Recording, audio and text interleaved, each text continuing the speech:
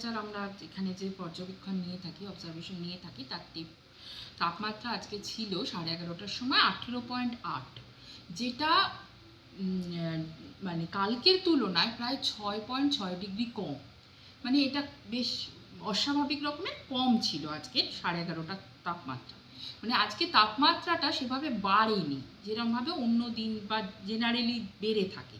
তো তাপমাত্রাটা কম থাকার কারণেই মানে রোদও ওঠেনি, যার ফলে ফগটা কাটেনি। আর একটা জিনিস হচ্ছে ফগটা হয়েওছে, মানে এর মধ্যে তো এবছরে আমরা এরকম ফগ পাইনি। মানে পুরোপুরি দক্ষিণবঙ্গ জুড়েই আজকে অনেকগুলো স্টেশনেই শ্যালো ফগ হয়েছিল এবং উত্তরবঙ্গেরও কিছু কিছু জেলাতে আমরা মডারেট ফগ পেয়েছিলাম। তো এই যে শ্যালো ফগ এবং মডারেট ফগ আজকে হয়েছে দক্ষিণবঙ্গে সকালবেলার দিকে, এর আরেকটা কারণ হচ্ছে আপনি যদি দেখেন বিহার, উড়িষ্যা এবং পুরো নর্থ ইন্ডিয়া জুড়েই, মানে ইউপি, দিল্লি সমস্ত জায়গাতেই আজকে ফগ হয়েছে। তার কারণ হচ্ছে কি, এক নম্বর হচ্ছে যে আমাদের একটা ওয়েস্টার্ন ডিস্টারবেন্স আসছে, তার প্রভাবে একটা ফগ হয়েই থাকে। আর তার সঙ্গে হচ্ছে গিয়ে আমাদের পলিউশনটাও এখন বেশি আছে।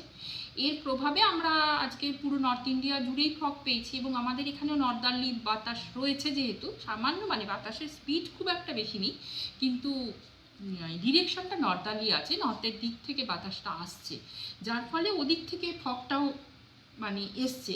ফলে এখানে ফগ এসেছে এবং টেম্পারেচারটা না বাড়ার কারণে ফগটা কেটে যেতে পারেনি। ফগটা কাটার জন্য প্রধানত রোদ উঠতে হবে, টেম্পারেচারটাকে বাড়তে হবে, তবে তো ফগটা কাটে। যদি টেম্পারেচারটা কমই থাকে তাহলে তো ফগটা কাটতে পারে না। ধরুন এখন ফগটা কেটে যাবে, কারণ হচ্ছে এখন বেশ অনেকক্ষণ হয়ে গেল যে রোদটা উঠে গেছে, তাই জন্য ফগটা কেটে যাচ্ছে আস্তে আস্তে। তো সেই কারণেই মূলত আজকে ফগটা ছিল।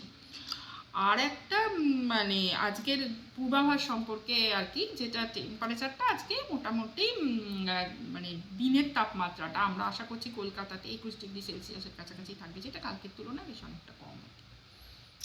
ম্যাম, এই অবস্থায় এখন এই মুহূর্তে ওই সময় ওই জায়গাতে কতটা ভিজিবিলিটি ছিল সেটার রিপোর্ট কি আপনারা এখনো পর্যন্ত পেয়েছেন?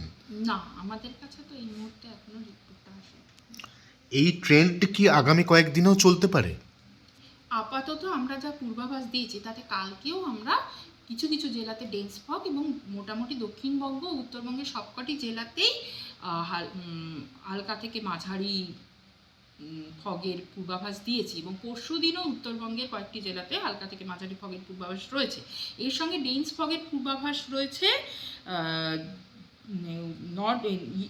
নর্থ বেঙ্গলের ক্ষেত্রে উত্তর দিনাজপুর জেলায় এবং সাউথ বেঙ্গলের ক্ষেত্রে রয়েছে ওয়েস্ট মিদনাপুর, পুরুলিয়া, বীরভূম জেলাতে ডেন্স ফগের পূর্বাভাস রয়েছে। ওয়েস্ট বর্ধমান, পুরুলিয়া, বীরভূম জেলাতে ডেন্স ফগের পূর্বাভাস রয়েছে আগামীকাল। আর তার সঙ্গে নর্থ দিনাজপুর জেলাতে রয়েছে উত্তরবঙ্গের ক্ষেত্রে। ম্যাম, টেম্পারেচারের ডাউনফল কি আমরা আগামী 72 ঘন্টা বা তার পরবর্তী সময় দেখতে চলেছি আগামী 5 দিনের মধ্যে? আজকে যেমন সর্বোচ্চ তাপমাত্রাটা মানে একটা অস্বাভাবিক রকমভাবে অন্য দিনের তুলনায় একটু ফল করেছে। মানে অস্বাভাবিক বলবো না, মানে কালকের তুলনায় আজকে বেশ অনেকটা নিচে রয়েছে। কালকে 26°C কাছাকাছি ছিল, সেই জায়গায় আজকে 21°C কাছাকাছি এসে গেছে। কিন্তু আপনি যদি সর্বনিম্ন তাপমাত্রাটা দেখেন, সেটা আজকে সকালেও কিন্তু 16.2°C ছিল। তো সেটা মোটামুটিভাবে স্বাভাবিকের কাছাকাছি। এবারে আমরা যেটা এক্সপেক্ট করছি যে এরকমই থাকবে আগামী 4 দিন এবং তারপর পরবর্তী 3 দিনে গ্র্যাজুয়ালি টেম্পারেচারটা ফল করবে 2 to 3°C। সেটা হচ্ছে রাতের তাপমাত্রা বা সর্বনিম্ন তাপমাত্রাটা। আর সর্বোচ্চ তাপমাত্রাটাও আমি যা দেখতে পাচ্ছি সেটা হচ্ছে যে আগামী 5 দিন মোটামুটি একই রকম থাকবে, তারপর হয়তো 1 থেকে 2 ডিগ্রি ফল করবে। রাতের তাপমাত্রাটা 4 দিনের পর থেকে 2 থেকে 3 ডিগ্রি ফল করবে।